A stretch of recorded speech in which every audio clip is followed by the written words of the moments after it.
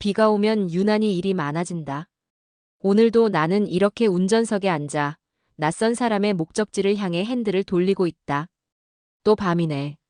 거울 너머로 흐릿하게 비치는 내 얼굴을 바라본다. 53년을 살았지만 내 얼굴은 여전히 낯설다. 피곤이 묻어있는 눈과 눌러쓴 모자 아래 숨어버린 주름. 나는 누구의 엄마이자 누군가의 딸이자 그리고 지금은 대리기사다. 기사님, 비도 오는데 고생 많으시네요. 조수석에 앉은 손님이 말을 걸어왔다. 그의 목소리에서 술 냄새가 묻어나왔다. 나는 고개를 끄덕이며 짧게 웃었다. 괜찮습니다. 안전하게 모셔다 드리는 게 제 일이죠. 내 목소리가 생각보다 차분하게 나왔다. 마음속은 늘 긴장으로 파도쳤지만 겉으로는 티를 내지 않는 법을 배웠다. 이 밤거리를 달리는 동안 나는 손님들의 표정과 숨결을 읽는다. 오늘은 얼마나 외로운 사람이 탈까. 이 일은 단순히 차를 운전하는 일이 아니다. 사람들의 마음을 운전하는 일이다. 그들이 어떤 얼굴로 탔든 목적지에 도착할 때쯤이면 조금은 가벼워진 표정으로 내린다. 그게 내가 밤길을 달리는 이유다. 가끔은 사람들이 묻는다. 여자가 이런 일을 하면 무섭지 않냐고. 무섭지 않다면 거짓말이겠지. 하지만 더 무서운 건 아무 일도 하지 않는 것이다. 집에 틀어박혀 아무 소리도 듣지 못하는 밤. 그때 느끼는 공허가 훨씬 무섭다. 이렇게라도 누군가의 목소리를 듣고 싶어. 어쩌면 나는 돈을 벌기 위해 운전하는 게 아닐지도 모른다. 누군가와 이야기를 나누고 누군가의 숨결을 느끼며 내가 아직 살아있다는 걸 확인하고 싶어서 이 길을 달리고 있는지도 모른다. 신호가 바뀌자 차를 출발시켰다. 와이퍼가 유리 위를 쓸고 지나가며 빗방울을 흩트렸다. 조수석에 앉은 손님은 이미 눈을 감고 있었다. 피곤했나 보다. 나는 창밖을 바라봤다. 비에 젖은 가로등 불빛이 번져서 마치 별들처럼 보였다. 그 불빛을 따라 달리며 나는 생각했다. 오늘도 이렇게 한 사람을 집까지 데려다 주면 나도 조금은 덜 외로워지겠지. 도착지를 코앞에 두고 내 마음속에서 작은 목소리가 속삭였다. 영희야, 오늘도 잘 살고 있구나. 차를 멈추고 손님을 깨웠다. 그의 비틀거리는 발걸음을 보며 나는 조용히 속으로 인사했다. 다녀오세요. 그리고 괜찮아질 거예요. 아, 기사님 죄송해요. 그가 비틀거리며 내 차에 오르자마자 연신 사과를 했다. 젊은 남자였다. 30살쯤. 넥타이가 풀어진 채 축 늘어진 모습이 꼭 젖은 강아지 같았다. 괜찮습니다. 편하게 앉으세요. 나는 최대한 부드럽게 말하며 내비게이션에 목적지를 입력했다. 그의 집은 여기서 20분 거리. 비가 와서 길이 막힐 수도 있겠지만 오늘 같은 날은 오래 달리고 싶었다. 출발하자마자 그는 창문에 머리를 기대고 한숨을 쉬었다. 오늘은 또 어떤 사연일까? 나는 룸미러로 그의 얼굴을 살폈다. 흐릿한 가로등 불빛 아래 그의 눈가가 젖어 있는 것 같았다. 회사에서 무슨 일 있었나 보네요. 조심스럽게 말을 꺼내자 그가 움찔하며 내 쪽을 바라봤다. 보여요? 제가 그렇게 초라해 보여요? 그의 목소리가 떨렸다. 나는 대답 대신 속도를 조금 늦췄다. 빗소리가 차 안을 가득 메우자 그는 갑자기 울음을 터뜨렸다. 죄송해요, 죄송해요. 제가 너무. 말을 잇지 못한 채 그는 어깨를 들썩이며 울었다. 나는 아무 말도 하지 않았다. 운전대 위에 올린 손가락에 힘이 들어갔다. 괜찮아. 울어도 돼. 그렇게 생각하며 나는 그가 울음을 멈출 때까지 기다렸다. 회사에서도 깨지고 집에 가면 와이프는 잔소리하고 애는 게임만 하고. 저 아무도 필요 없는 사람 같아요. 그의 목소리가 자잘하게 부서져 내렸다. 나는 신호대기 중 살짝 그를 바라봤다. 그런데도 이렇게 집에 가시잖아요. 그가 내 말을 알아듣지 못한 듯 나를 바라봤다. 필요 없는 사람이라면 돌아갈 곳도 없겠죠. 근데 이렇게 집에 가시는 거잖아요. 누군가는 기다리고 있을 거예요. 그는 말없이 고개를 떨군 채 흐느낌만 내뱉었다. 초록불이 켜져 차를 다시 움직였다. 나는 창밖으로 보이는 젖은 길 위에 비친 가로등 불빛을 바라봤다. 사람 마음도 이 길 같네. 비가 와야 더 반짝이니까. 목적지에 도착하자 그는 휴지를 꺼내 눈가를 닦았다. 그리고 내게 천천히 말했다. 기사님 감사합니다. 사람들은 제 얘기 듣는 걸 싫어하거든요. 근데 기사님은 들어주시네요. 나는 고개를 살짝 숙였다. 조심히 들어가세요. 그가 내린 뒤 나는 한동안 그 자리에 서 있었다. 빗소리가 내 마음을 두드렸다. 들어주는 것만으로도 사람이 살 수 있구나. 그날 밤 나는 깨달았다. 사람들에게 필요한 건 정답도 조언도 아닌 그저 조용히 들어주는 한 사람이라는 것을. 그리고 그날 이후 내 마음속에서 작은 꿈이 피어나기 시작했다. 그날 밤 일을 마치고 집에 돌아왔을 때였다. 딸에게서 전화가 걸려왔다. 엄마, 오늘도 늦게 끝났어? 응, 비 와서 손님이 많았어. 딸의 한숨 소리가 전화 너머로 들렸다. 엄마 이제 그만해. 몸 상하잖아. 나는 아무 대답도 하지 못했다. 손가락 끝으로 핸드폰을 문지르며 차가운 부엌 의자에 앉아 있었다.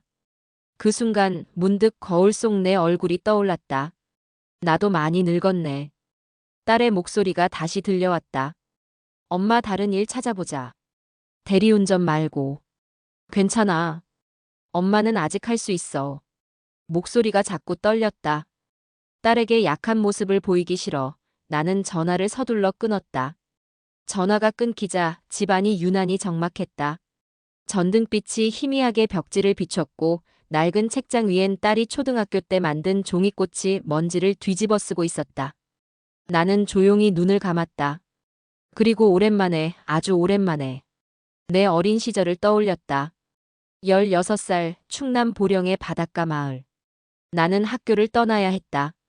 아버지가 돌아가시고 엄마 혼자서는 우리 셋을 먹여 살릴 수 없었다. 그날 교감 선생님이 내 어깨를 붙잡고 말했다. 영희야, 공부 잘하는 내가 왜 자퇴를 하니? 나는 말하지 못했다. 선생님, 저도 공부하고 싶어요. 그냥 책만 읽게 해주세요. 그 말을 목구멍까지 삼키고 교실을 빠져나왔다. 학교 담벼락을 돌 때 운동장에서 들려오는 친구들의 웃음소리가 내 등 뒤를 파고들었다. 그 후 인천 봉제공장 재봉틀 앞에 앉아 하루 12시간을 일했다. 점심시간이 되면 나는 김밥을 먹으며 헌책방에서 산 참고서를 꺼냈다. 누구한테도 들키면 안 돼. 공장 언니들은 내 옆을 지나가며 말했다. 영희야, 너는 대체 뭘 그렇게 봐? 나는 대답 대신 책 속의 작은 글자를 손가락으로 짚었다. 그때는 몰랐다. 그 글자들이 내 마음을 지켜주는 방패였다는 걸. 전화기 화면을 바라보다 나는 다시 딸의 연락 목록을 꺼냈다. 사진 속 딸이 해맑게 웃고 있었다. 그 미소를 지키기 위해 달려온 세월이었다. 하지만 문득 깨달았다. 나도 외로워. 사람들 이야기를 듣는 동안에는 잊고 살았는데 이렇게 혼자 남으면 내 안에도 시린 구멍이 있다는 걸 깨닫는다. 그때였다. 휴대폰 화면에 뜬 한 문장이 내 시선을 잡아 끌었다. 당신의 이야기를 들어드립니다. 나는 천천히 숨을 내쉬었다. 듣는 사람도 들어주는 사람이 필요해. 그 밤 식탁 위에 엎드린 채로 나는 잠들 때까지 한 가지 생각만을 반복했다. 내가 듣는 일을 하고 있다면 나 같은 사람도 들어주는 곳이 있어야 하지 않을까? 사람들은 내게 물었다. 그 힘든 공장 생활을 어떻게 버텼냐고. 나는 늘 웃으며 대답했다. 그냥 살아야 하니까요. 하지만 사실 그 시절 내 유일한 버팀목은 책이었다. 점심시간 재봉틀 밑에 숨겨둔 참고서를 꺼내 읽을 때면 마치 다른 세상으로 순간 이동하는 기분이 들었다. 23, 나는 결혼을 했다. 공장에서 알게 된 언니의 소개로 만난 사람이었다. 언니는 그를 이렇게 소개했다. 착하고 순해. 너처럼 가난한 처녀 받아주는 것만 해도 고마운 줄 알아. 그 말이 아직도 가슴 한쪽을 쿡쿡 찌른다. 결혼식 날 나는 하얀 면사포 아래서 계속 떨고 있었다. 무서웠다. 이 남자와의 삶이 아니라 내가 또다시 책을 멀리해야 한다는 사실이. 결혼 후 딸을 낳았다. 작고 따뜻한 생명이 내 품에 안겼을 때 세상이 전부 내 편이 된 것 같았다. 이 아이만은 나처럼 살게 하지 않을 거야. 하지만 그 다짐은 오래가지 못했다. 남편은 달라졌다. 결혼 전에는 다정했던 그가 어느새 술에 취해 늦게 들어오고 거친 말투와 손버릇을 숨기지 않았다. 처음 뺨을 맞았을 때 나는 너무 놀라 아무 말도 못했다. 이건 잠깐이겠지. 스트레스를 받았나 보지. 그렇게 스스로를 설득했다. 하지만 폭력은 멈추지 않았다. 한 번은 딸이 초등학교 2학년 때였다. 밤늦게 들어온 남편이 술 냄새를 풍기며 나를 벽으로 밀쳤다. 밥도 안 차려놨냐? 너는 도대체 하는 일이 뭐야? 그의 손등이 내 뺨을 때렸다. 딸아이가 울면서 소리쳤다. 아빠, 엄마 때리지 마. 그 순간 정신이 번쩍 들었다. 아픈 것도 무서운 것도 아니었다. 딸의 눈빛이 그게 너무 아팠다. 안 돼. 이 고리는 여기서 끊어야 해. 그날 밤 아이를 재우고 혼자 부엌에 앉아 있었다. 싱크대 위에는 설거지가 가득 쌓여 있었고 빈 소주병이 몇 개나 뒹굴고 있었다. 나는 한 손으로 책장을 열고 먼지가 앉은 책 한 권을 꺼냈다.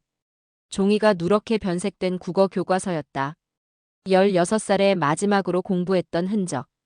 그 책장을 넘기며 나는 속으로 다짐했다.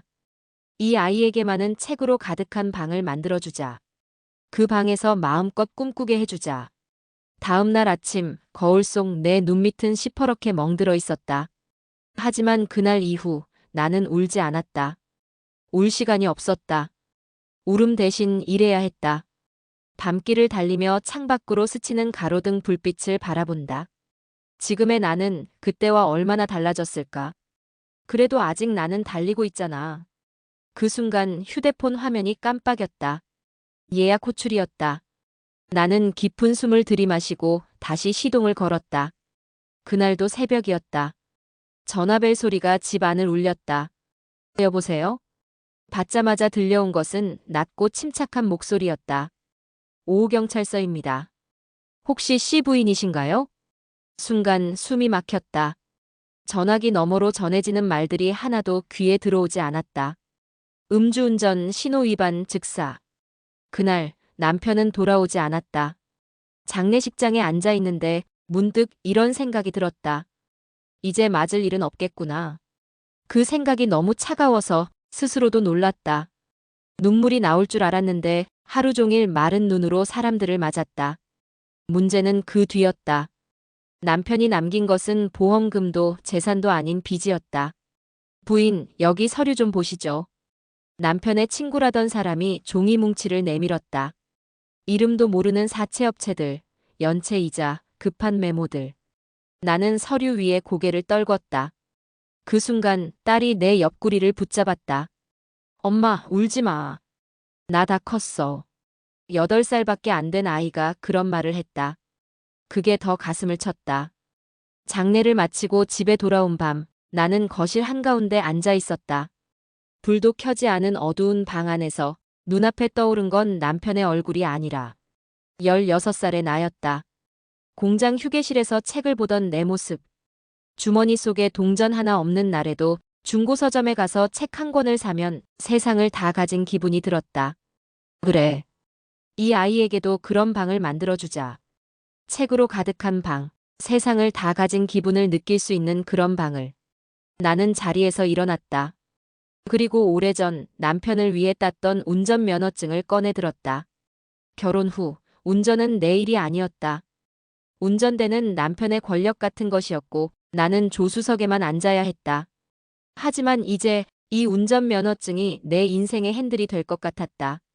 다음 날 새벽 나는 거울 앞에서 머리를 질끈 묶고 중고 사이트에 글을 올렸다. 대리운전 여성 기사 모집 중. 그 문장을 쓰는 손가락이 떨렸다. 무섭고 두려웠지만 딸의 얼굴이 떠올랐다. 엄마는 무서울 시간 없어.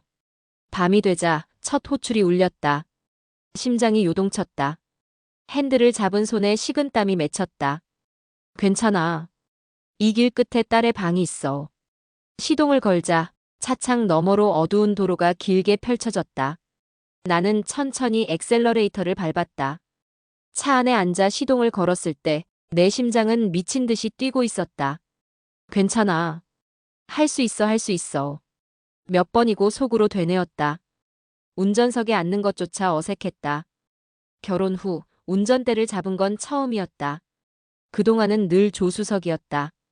그 자리에서 창밖만 바라보던 내가 이제는 직접 길을 선택하고 달려야 했다. 첫 호출은 밤 11시 20분이었다. 여성 기사님이세요? 전화기 너머로 들려오는 목소리에 떨리는 숨을 삼켰다. 네, 맞습니다. 지금 바로 출발하겠습니다. 도착하자 40대 중반쯤 되어 보이는 남자가 서 있었다. 양복 차림에 넥타이를 느슨하게 푼 모습. 그는 내 얼굴을 보자마자 고개를 갸웃했다. 여자가 운전한다고요? 그 한마디가 심장을 후벼 팠다. 하지만 나는 웃으며 말했다. 네, 모셔다 드릴게요. 어디로 가시나요? 차에 타자 남자는 한숨을 내쉬었다. 술 냄새가 차 안에 가득 찼다. 출발 버튼을 누르며 손이 부들부들 떨렸다. 침착해, 영희야. 내가 무너지면 안 돼. 도로로 접어들자 남자는 창밖을 바라보며 혼잣말을 했다. 아, 진짜 다 끝나버린 건가? 나는 룸미러 너머로 그의 얼굴을 살폈다. 가로등 불빛에 그의 눈가가 젖어 있었다. 나만 두려운 게 아니구나. 오늘 힘든 일 있으셨어요? 나도 모르게 물었다. 그는 고개를 돌려 나를 바라봤다. 왜요? 뭐 위로라도 해주시게요? 목소리에는 날이 서 있었지만 나는 그냥 미소 지었다. 그냥 말이라도 하면 조금은 나아지지 않을까 해서요. 잠시 침묵이 흘렀다. 그리고 그는 낮은 목소리로 말했다. 회사에서 잘렸어요. 집에 가면 와이프한테 또 뭐라고 듣겠지. 근데 가긴 가야지. 그의 말에 가슴이 저릿해졌다. 핸들을 잡은 손에 힘이 들어갔다. 나도 가야 할 곳이 있으니까. 목적지에 도착하자 그는 조용히 지갑에서 돈을 꺼냈다. 손끝이 떨리는 내 모습을 보자 잠시 멈칫하더니 말했다. 기사님, 오늘 첫날이죠? 나는 놀라서 고개를 들었다. 네, 어떻게 아셨어요? 그는 씁쓸하게 웃었다. 운전이 어색하시더라고요. 근데 괜찮아요. 잘하셨어요. 그리고는 내 손에 요금을 쥐어주고 문을 열고 나갔다. 차 문이 닫히자 나는 한참을 가만히 앉아 있었다. 불 꺼진 골목길, 싸늘한 공기가 뺨을 스쳤다. 첫날 해냈다. 눈물이 핑 돌았다. 무서웠고 두려웠지만 해냈다.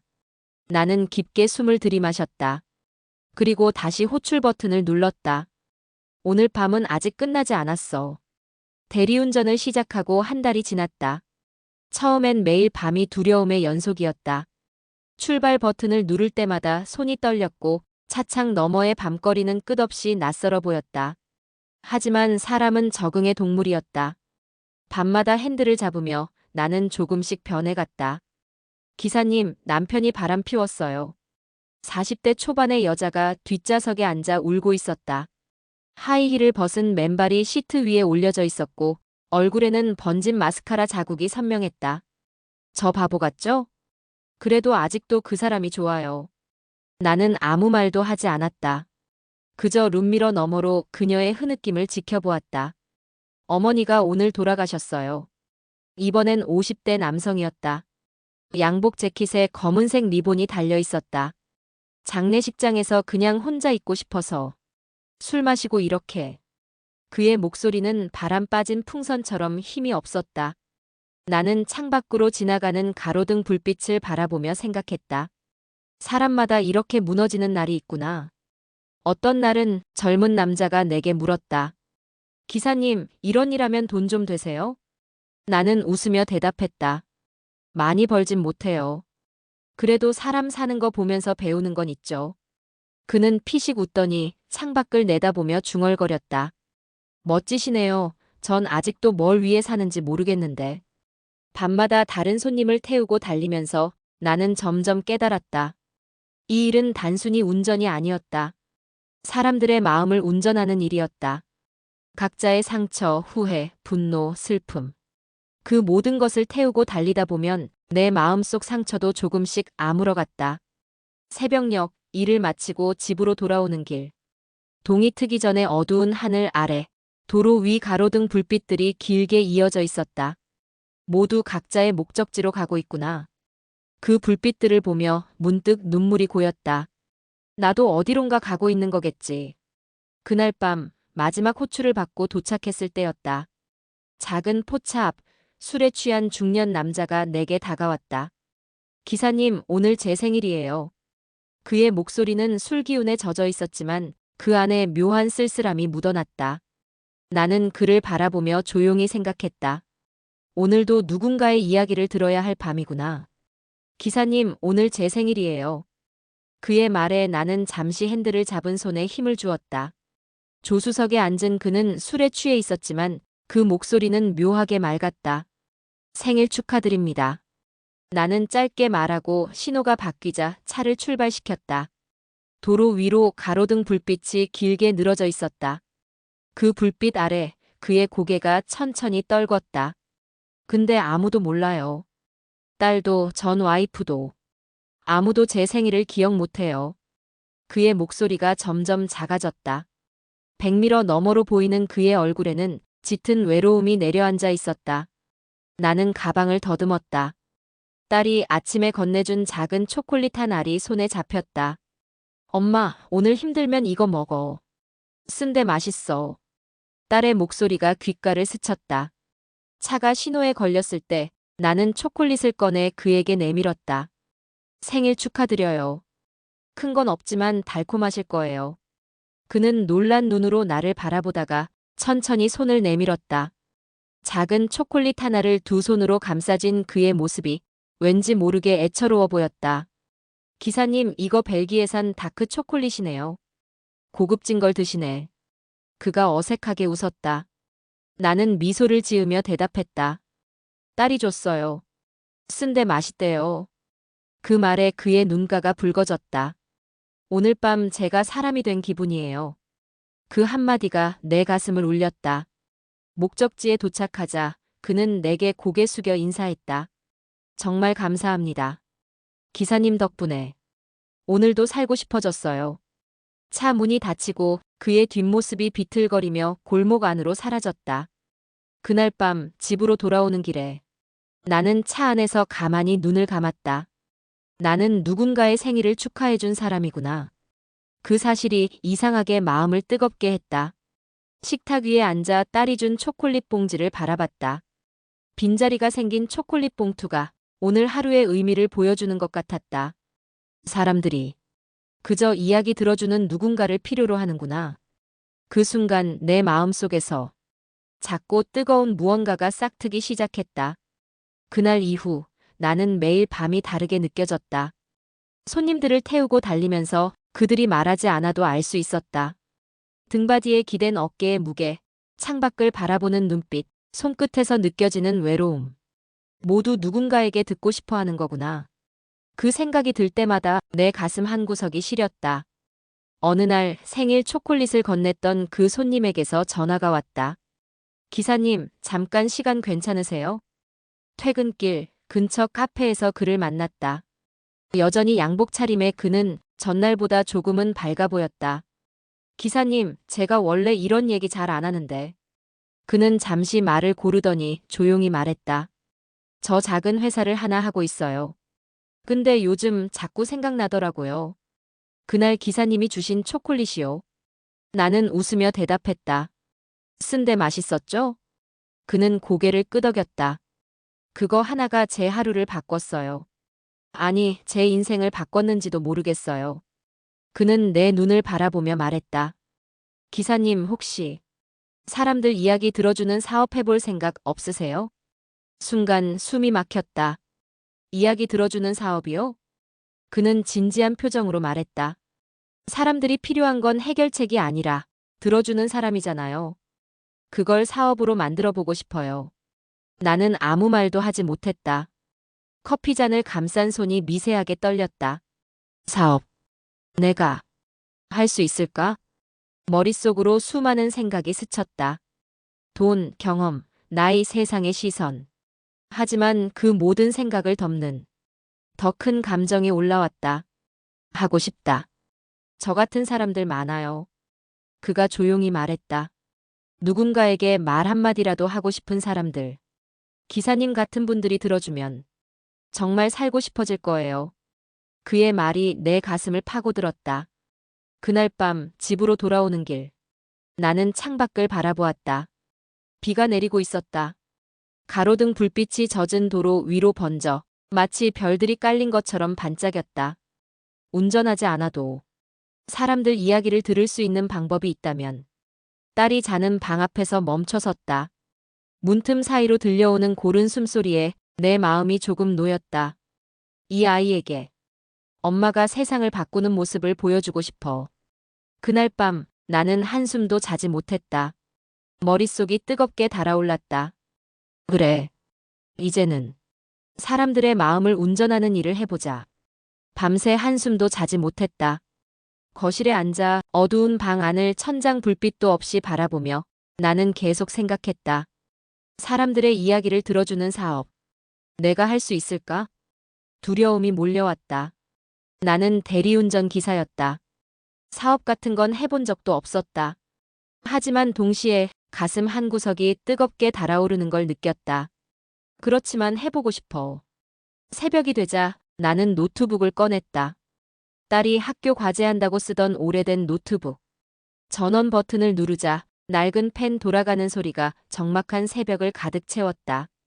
나는 바탕화면의 워드 아이콘을 눌렀다. 빈 문서 위에 떨리는 손가락으로 첫 문장을 쳤다. 50대 이상 여성 전화 상담원 모집. 그리고 아래에 짧게 적었다. 조건 삶의 풍파를 겪어본 분. 업무 밤 시간대 사람들의 이야기를 들어주는 일. 경험 학력, 자격증 무관. 마지막에 회사 이름을 적으려다 손이 멈췄다. 이름. 무슨 이름을 붙여야 할까? 나는 창밖을 바라봤다. 동이 트기 전의 새벽, 가로등 불빛만이 희미하게 거리를 비추고 있었다. 그때 차 안에서 수없이 마주했던 손님들의 쓸쓸한 얼굴들이 떠올랐다. 깜깜한 마음길에도 작은 등불 하나만 있으면 걸을 수 있잖아. 나는 조용히 키보드를 두드렸다. 회사명 마음 등불. 글을 다 쓰고 등록하기 버튼을 누르는 순간 내 손이 미세하게 떨렸다. 이제 시작이네. 하루, 이틀. 그렇게 며칠이 지났다. 지원자는 없었다. 사람들은 이런 일엔 관심이 없나 싶었다. 그런데 5일째 되던 날 첫 지원서가 도착했다. 지원 동기 남편이 암으로 세상을 떠나고 아이들은 모두 출가해 혼자 지내고 있습니다. 밤마다 너무 외로워서 울곤 합니다. 이제는 누군가의 이야기를 들어주고 싶습니다. 글을 읽는 동안 내 눈가가 뜨거워졌다. 그날 하루 동안 3통의 지원서가 더 도착했다. 모두 50대, 60대 여성들이었다. 사연은 달랐지만 마지막 문장은 비슷했다. 누군가의 밤을 함께 해주고 싶습니다. 그래. 이 일은 내가 아니라 우리 모두의 시작이구나. 가슴속 깊은 곳에서 조용하지만 단단한 울림이 올라왔다. 그날 밤 나는 오래간만에 딸과 저녁을 먹었다. 엄마, 왜 이렇게 기분 좋아 보여? 딸의 물음에 나는 웃으며 대답했다. 엄마, 오늘 새로운 일을 시작했어. 드디어 첫 상담원 교육날이 되었다. 작은 카페의 문을 열고 들어서자 이미 4명의 여성이 자리에 앉아 있었다. 모두 50대, 60대의 중년 여성들이었다. 낡은 손가방을 무릎 위에 올려둔 채 서로 조심스레 눈인사를 나누고 있었다. 나는 숨을 깊게 들이마시고 작은 회의실 앞에 섰다. 괜찮아, 영희야. 오늘부터 내가 이들의 길을 만드는 사람이야. 안녕하세요. 마음 등불을 시작한 박영희입니다. 내 목소리가 살짝 떨렸지만 그 누구도 신경 쓰지 않는 듯 보였다. 나는 준비해온 교육 자료를 꺼내며 말했다. 오늘은 어렵지 않습니다. 이 일은 상담이 아니라 듣는 일이니까요. 여성들의 눈빛이 반짝였다. 앞자리에 앉은 60대 초반의 여성이 조용히 손을 들었다. 그냥 듣기만 하면 되나요? 나는 웃으며 고개를 끄덕였다. 네. 우리는 해결해주지 않습니다. 그저 들어주는 사람입니다. 그 말에 그녀의 눈가가 붉어졌다. 교육은 단순했다. 상대방의 말을 자르지 않기. 조언이나 훈계하지 않기. 말 사이의 침묵을 두려워하지 않기. 마지막엔 오늘 말씀해 주셔서 감사합니다 라고 인사하기. 여러분은 전문가가 아니에요. 하지만 누구보다 좋은 경청자입니다. 지금까지 살아온 시간이 그 증거니까요. 말을 끝내자 뒤쪽에 앉아있던 50대 여성이 작게 울음을 삼켰다. 죄송해요. 그냥 누군가 저한테도 그런 말을 해줬으면 좋겠다고 생각해서. 나는 그녀를 바라보았다. 그리고 깨달았다. 이분들도 누군가에게 들어주고 싶었던 것만큼 누군가에게 듣고 싶었던 거구나. 교육을 마치고 카페 밖으로 나오는 여성들의 표정을 보았다. 어두운 밤거리였지만 그들의 얼굴에는 작은 빛이 떠 있었다. 한 명 한 명 배웅하며 나는 속으로 다짐했다. 이 일 절대 실패하지 않을 거야. 마지막으로 남은 여성은 조용히 내 손을 잡았다. 대표님, 고맙습니다. 이제야 제가 살 이유를 찾은 것 같아요. 그 말에 내 눈가도 뜨거워졌다. 그날 밤 집으로 돌아오는 길에 하늘을 올려다보았다. 가로등 불빛이 꺼진 골목 위로 희미하게 별이 떠 있었다. 내일은 누군가의 목소리를 들을 수 있겠지. 그 생각만으로도 내 가슴이 벅차올랐다. 마음등불 서비스를 시작한 첫날 밤. 전화 시스템을 연결하고 상담원들에게 마지막 점검을 하고 있을 때였다. 대표님 첫 전화가 들어왔어요. 60대 초반 전날 교육 때 눈시울이 붉어졌던 박선희 씨가 떨리는 목소리로 내게 말했다. 나는 그녀의 옆자리에 앉아 휴대폰 화면을 바라봤다. 익명 고객 2317 통화 요청. 심장이 두근거렸다. 드디어 시작이네. 받으세요. 내 말에 선희 씨는 깊게 숨을 들이마시고 통화 버튼을 눌렀다. 여보세요. 안녕하세요. 마음등불입니다. 스피커를 통해 들려오는 목소리는 생각보다 젊은 남자였다. 아, 네, 저 그냥. 그의 목소리가 자꾸 떨렸다. 몇 초간 정적이 흘렀다. 천천히 말씀하세요. 저는 그냥 듣고 있으니까요. 선희 씨의 목소리는 놀랄 만큼 부드러웠다.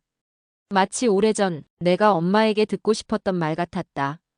오늘 회사에서 잘렸어요. 남자의 숨소리가 거칠어졌다. 그래서 집에 가는 길에 그냥 누구라도 얘기하고 싶었어요. 그의 말끝이 흐려지더니 곧 울음소리로 바뀌었다. 나는 옆에서 조용히 그녀를 바라봤다.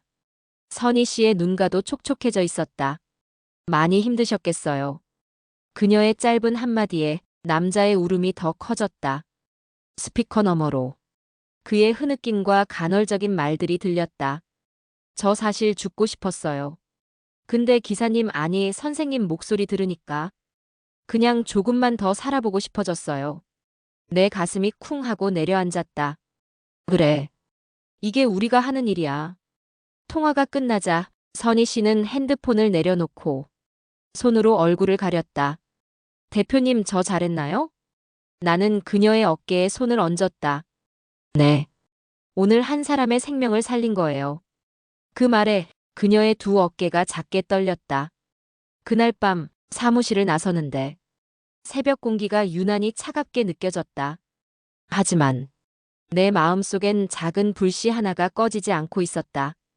이 길이 맞는 길이구나. 나는 하늘을 올려다보았다.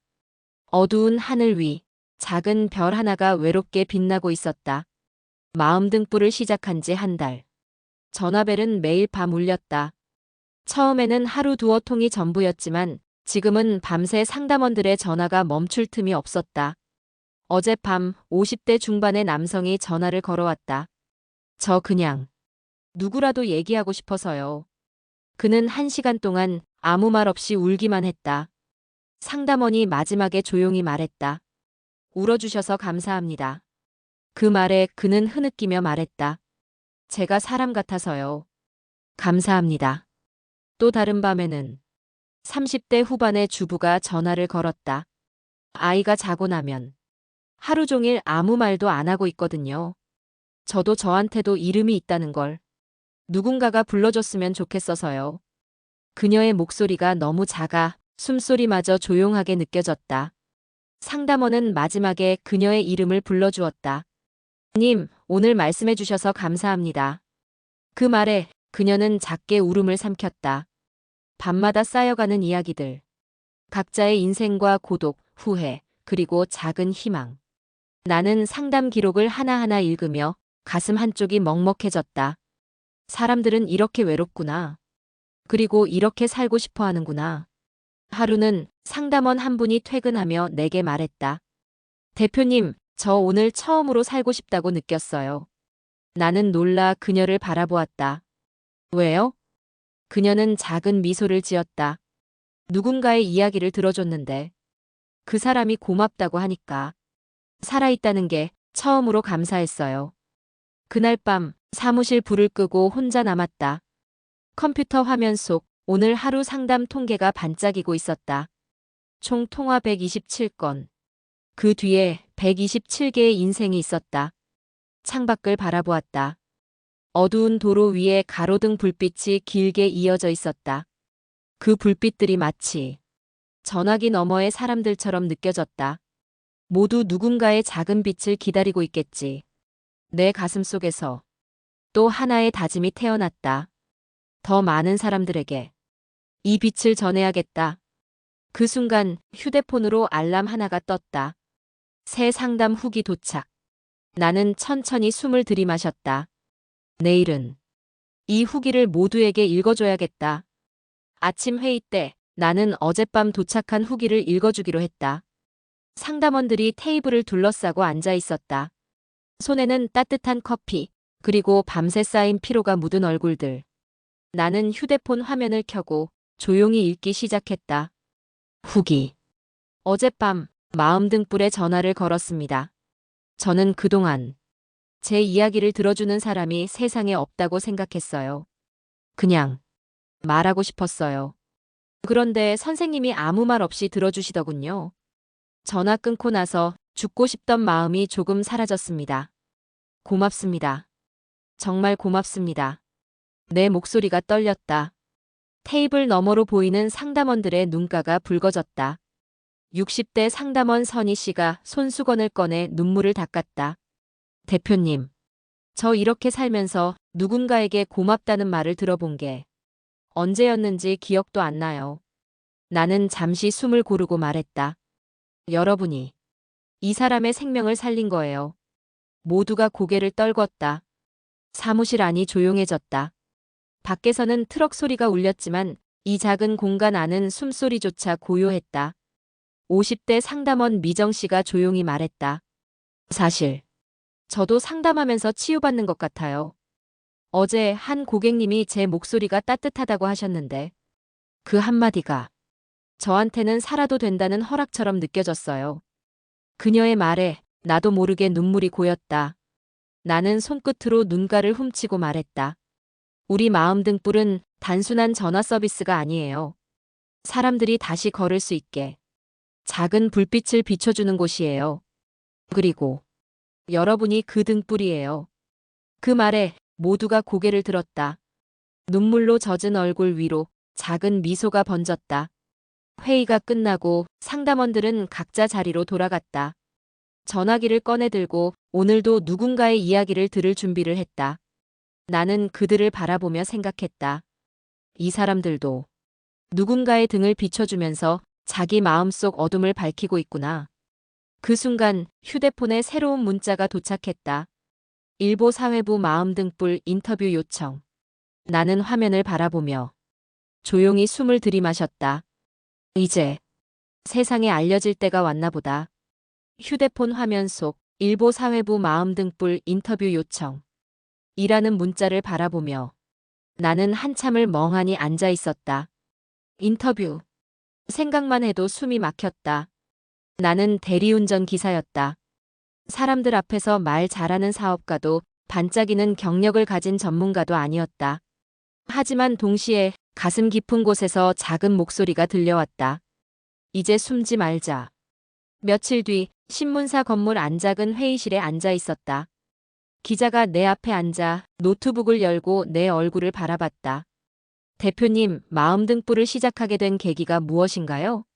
나는 두 손을 포개고 작게 숨을 내쉬었다. 그냥 사람들이 너무 외로워 보여서요. 기자는 고개를 끄덕였다. 나는 천천히 말을 이었다. 대리운전을 하면서 느꼈어요.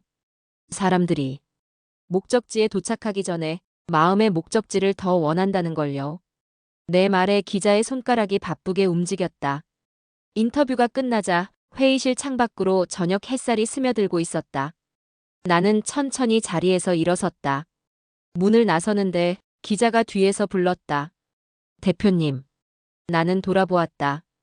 저도 사실 매일 밤 외로웠는데 오늘 인터뷰하면서 위로받았습니다. 그 말에 가슴이 저릿해졌다. 며칠 후 인터뷰 기사가 실렸다. 삶의 등불이 되어주는 사람들 마음 등불 박영희 대표. 기사에는 내 사진도 함께 실렸다. 운전석에 앉아 웃고 있는 내 얼굴. 딸이 신문을 보며 말했다. 엄마 멋지다. 나는 쑥스러워 고개를 돌렸다. 하지만 마음속에서는 잊고 있던 감정이 피어올랐다. 그래. 나 멋진 사람이었지. 그날 밤 마음 등불로 걸려오는 전화수가 평소보다 2배로 늘었다. 상담원들의 목소리가 밤새도록 이어졌다. 사무실 창밖을 바라보았다. 도로 위 가로등 불빛들이 별빛처럼 반짝이고 있었다. 이 불빛처럼 우리도 더 많은 사람들을 비춰줄 수 있겠지. 그 순간 팀장으로 승진한 선희 씨가 다가와 말했다. 대표님, 이제 전국으로 확장해 보시죠. 나는 그녀의 눈을 바라보았다. 그 눈빛 안에는 두려움이 아닌 확신이 있었다. 대표님, 이제 전국으로 확장해 보시죠. 선희 씨의 말이 귓가를 울렸다. 나는 그녀의 눈빛을 바라보았다. 그 안에는 두려움 대신 단단한 결의가 담겨 있었다. 사무실 창밖으로 가로등 불빛이 길게 이어져 있었다. 전국. 그 한 단어가 마음을 흔들었다. 괜찮겠어요? 아직 우리가 준비가. 내 말이 끝나기도 전에 선희 씨가 고개를 끄덕였다. 저희 할 수 있어요. 대표님이 우리를 이렇게 만든 거잖아요. 그녀의 말에 숨이 막히는 듯한 벅참이 올라왔다. 나는 회의실을 둘러보았다. 늦은 밤까지 남아있는 상담원들. 전화기를 손에 쥔 채 누군가의 이야기에 귀 기울이는 사람들. 좋아요. 내 입에서 나온 목소리가 생각보다 담담했다. 그럼 내일부터 준비 시작합시다. 다음 날 아침 첫 전국 확장 회의가 열렸다. 화이트보드 위에는 빼곡히 적힌 도시 이름들이 있었다. 부산, 대구, 광주, 대전, 전주. 각 지역별로 센터를 둘 거예요. 내 말에 모두가 숨을 죽이고 내 얼굴을 바라보았다. 우리는 이 일을 하면서 알았죠. 사람들은 어디서나 외롭다는 걸. 나는 마커를 내려놓고 말했다. 이제 서울만이 아니라 전국의 마음을 비출 거예요. 회의가 끝나자 50대 상담원 미정 씨가 내게 다가왔다. 대표님, 저 광주 출신이에요. 그녀의 눈에 눈물이 고여 있었다. 제 고향 사람들도 이 빛을 받을 수 있겠네요. 나는 그녀의 손을 잡았다. 그럼 광주는 미정 씨가 책임져 주세요. 그녀의 손이 작게 떨렸다. 내 꼭 잘해보고 싶어요. 사무실 한켠 포스터를 제작하는 디자이너가 키보드를 두드리는 소리가 들렸다. 그 작은 타자음들이 마치 새벽을 깨우는 빗방울 소리처럼 느껴졌다. 늦은 밤 모두 퇴근한 후 나는 홀로 사무실을 지켰다. 창밖으로 보이는 서울의 불빛들이 이제는 너무 좁게 느껴졌다. 부산의 바닷바람, 대구의 뜨거운 골목, 광주의 빗길, 전주의 한옥길. 모든 곳에 마음 등불의 빛이 닿는 날을 상상하자 가슴이 저릿해졌다. 컴퓨터 화면 위 엑셀 파일에는 새로운 상담원 모집 계획이 떠 있었다. 나는 깊게 숨을 들이마시고 그 첫 줄의 타이핑을 시작했다. 전국센터 상담원 모집 공고 초안. 전국센터 확장 계획이 발표된 후 사무실 안의 공기는 달라졌다. 상담원들의 표정에도 두려움 대신 설렘이 묻어났다. 그날 오후 팀장 선희 씨가 내 자리로 왔다. 대표님, 확장만으로는 부족할 것 같아요. 나는 그녀를 바라보았다. 무슨 말이에요? 선희 씨는 작은 노트를 꺼내 펼쳤다. 저희가 지금까지 해온 건 단순히 전화를 받아주는 거였잖아요. 그런데 저도 상담하면서 느낀 게 있어요. 그녀는 깊게 숨을 들이마셨다. 사람들이 하루에 한 번이라도 따뜻한 말을 들어야 살 수 있다는 거예요. 나는 조용히 고개를 끄덕였다. 그래서 하루 한마디 프로그램을 만들면 어떨까요? 하루 한마디? 네. 회원들에게 매일 한 문장씩 짧지만 위로가 되는 문자를 보내는 거예요. 그녀의 눈빛이 빛났다. 전화가 어려운 날에도 그 한마디가 그 사람을 살릴 수 있을 것 같아서요. 그 순간 가슴속이 뭉클해졌다. 이제 이 일은 나 혼자만의 것이 아니구나. 그날 저녁 팀 회의가 열렸다. 화이트보드에는 하루 한마디 프로그램 개발이라는 문장이 적혀 있었다. 50대 상담원 미정 씨가 말했다. 제가 보내고 싶은 말이 있어요. 모두의 시선이 그녀에게 향했다. 오늘 하루도 잘 버티셨어요. 당신은 이미 충분히 잘하고 있어요. 그녀의 목소리가 떨렸다. 저도 이런 말을 듣고 싶었거든요. 잠시 침묵이 흘렀다. 그리고 다른 상담원들도 하나둘씩 말을 꺼냈다. 오늘은 울어도 괜찮아요. 당신의 이야기를 기다리고 있어요. 혼자가 아니에요. 화이트보드 위에 짧은 문장들이 쌓여갈수록 내 마음속에도 작은 불씨들이 하나둘 켜져갔다. 회의가 끝난 뒤 모두가 돌아가고 나 혼자 남은 사무실. 화이트보드 위 삐뚤빼뚤한 글자들을 바라보다 나는 눈을 감았다. 사람들이 이 문장들을 받으면 어떤 표정을 지을까? 상상만 해도 가슴이 저릿해졌다. 그 순간 휴대폰 화면이 깜빡였다. 부산센터 상담원 면접 완료.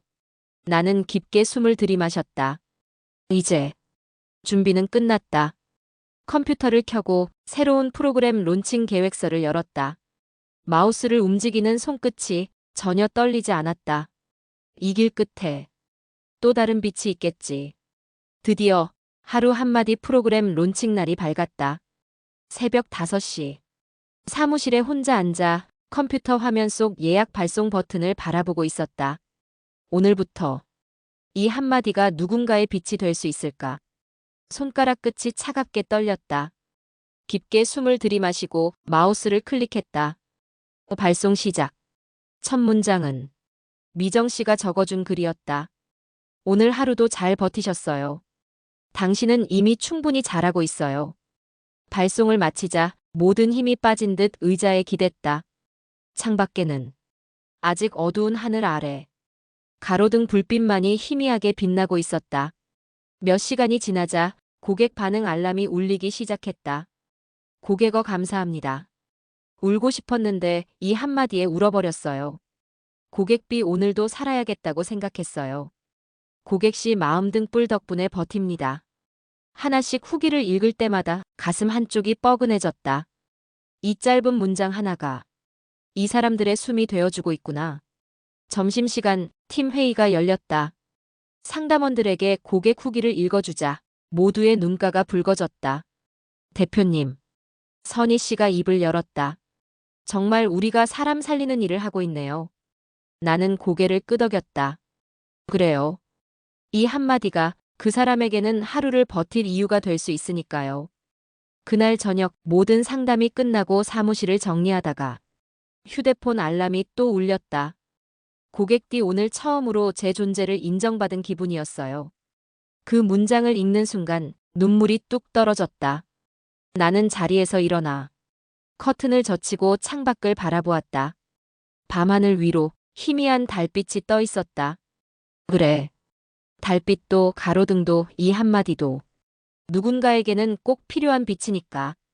그때 책상 위 전화기가 울렸다. 네, 마음등불입니다. 안녕하세요, 대표님. 생명복지팀인데요. 마음등불과 제휴 문의드리고 싶어서요. 순간 심장이 쿵 하고 내려앉았다. 나는 깊게 숨을 들이마시고 말했다. 네, 말씀하세요. 생명복지팀인데요. 마음등불과 제휴 문의드리고 싶어서요. 전화기 너머의 목소리를 듣는 순간 심장이 쿵 하고 내려앉았다. 네, 언제 시간이 괜찮으실까요? 내일 오전 10시에 가능하실까요? 저희 본사로 오시면 됩니다. 전화를 끊고 나서도 손끝이 떨렸다. 내일 본사? 다음 날 아침 오랜만에 정장을 꺼내 입었다. 딸이 식탁에서 나를 보며 말했다. 엄마, 오늘 면접 가? 나는 웃었다. 비슷해. 엄마, 오늘 큰일 하러 가. 딸의 눈빛이 반짝였다. 멋있다. 그 한마디에 가슴속이 뜨겁게 차올랐다. 생명 본사 건물 앞에 섰을 때 유리 벽면에 비친 내 모습이 낯설었다. 괜찮아, 할 수 있어. 스스로에게 말하며 엘리베이터 버튼을 눌렀다. 회의실에는 복지팀장과 직원 2명이 앉아 있었다. 박영희 대표님, 반갑습니다. 마음 등불 기사 잘 봤습니다. 그의 첫마디에 내 어깨가 조금 풀어졌다.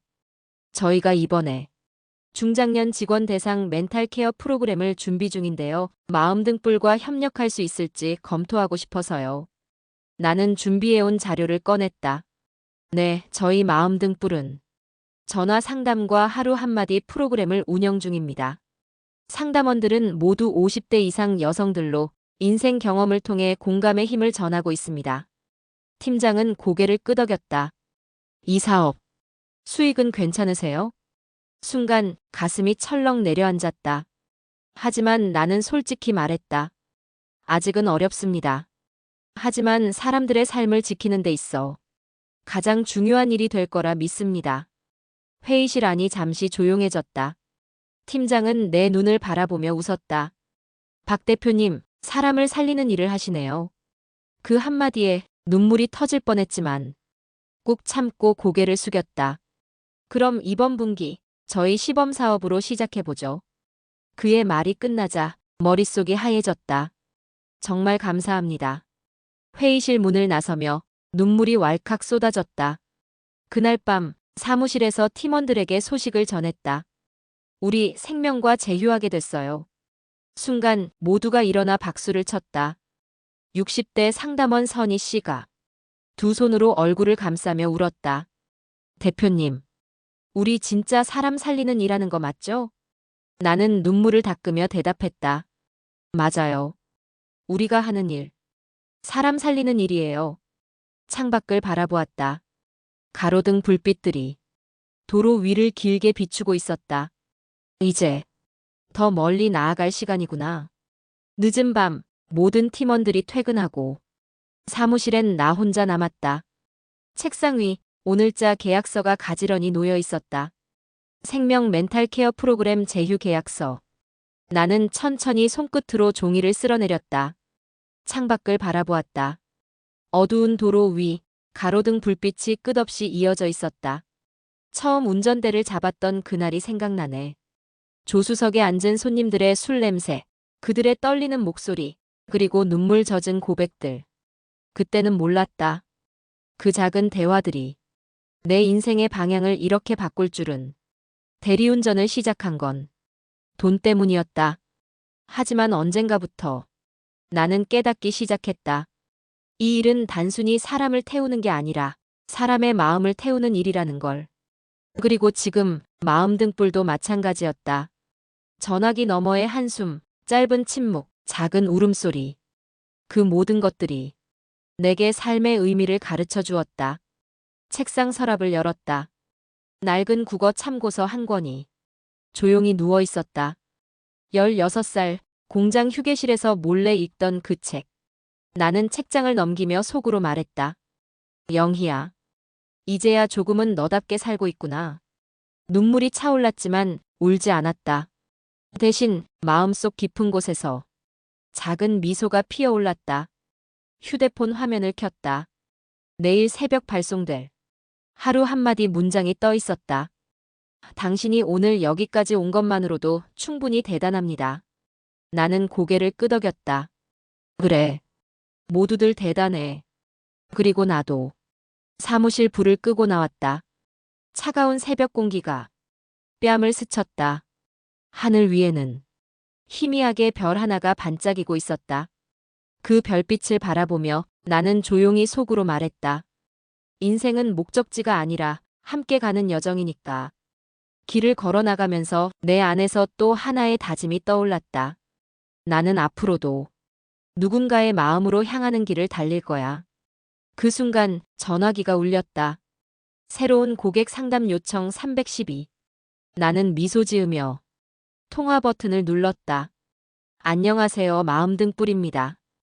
오늘도 잘 오셨어요.